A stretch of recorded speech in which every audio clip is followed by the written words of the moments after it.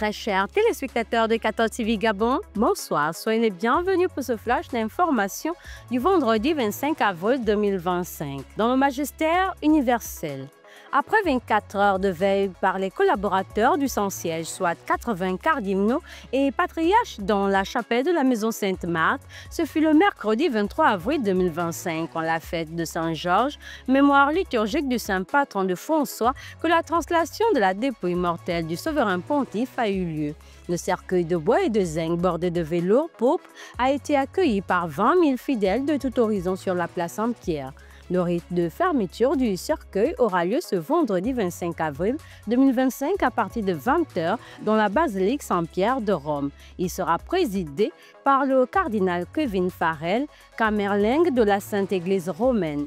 Quant à la messe de funérailles, elle débutera le samedi 26 avril 2025 à 10h sur le parvis de la place Saint-Pierre avant la translation du cercueil à la basilique pontificale Sainte-Marie Majeure pour l'inhumation.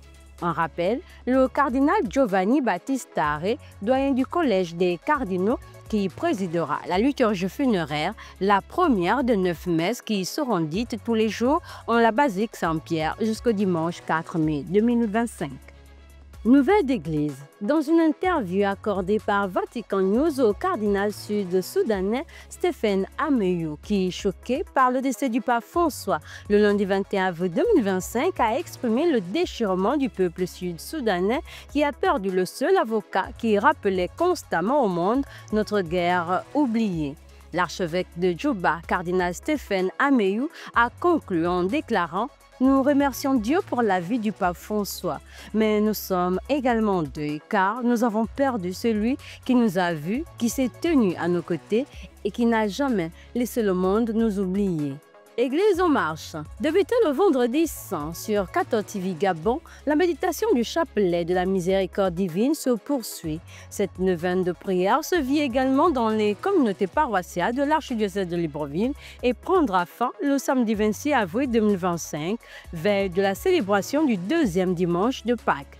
À l'occasion de la célébration de la fête de la Divine Miséricorde, le dimanche 27 avril 2025, la communauté des Béatitudes Foyer Marie-Reine organise le samedi 26 avril 2025 à partir de 20h et ce jusqu'à 6h la veillée de la Divine Miséricorde sur le thème « Béni soit Dieu, le Père de notre Seigneur Jésus-Christ, le Père des miséricordes et le Dieu de toute consolation ». On rappelle, la fête de la Divine Miséricorde est célébrée le premier dimanche après Pâques et fut instituée par le pape Jean-Paul II le 30 avril 2000, jour de la canonisation de Faustine Kowalska.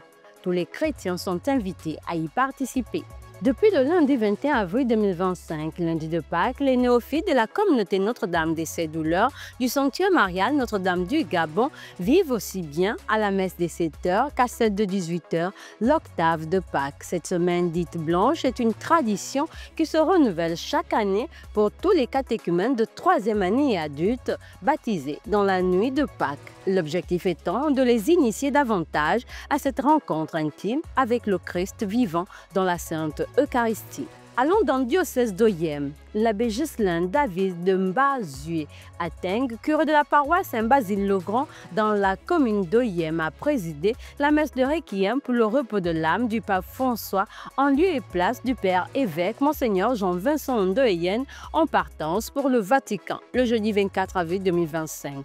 Dans son homélie, l'abbé Ghislain a invité la communauté chrétienne à recommander l'âme du pape François à la miséricorde de Dieu et il a également demandé de prier afin que Dieu donne à l'Église et au monde de ce temps un pape selon son cœur.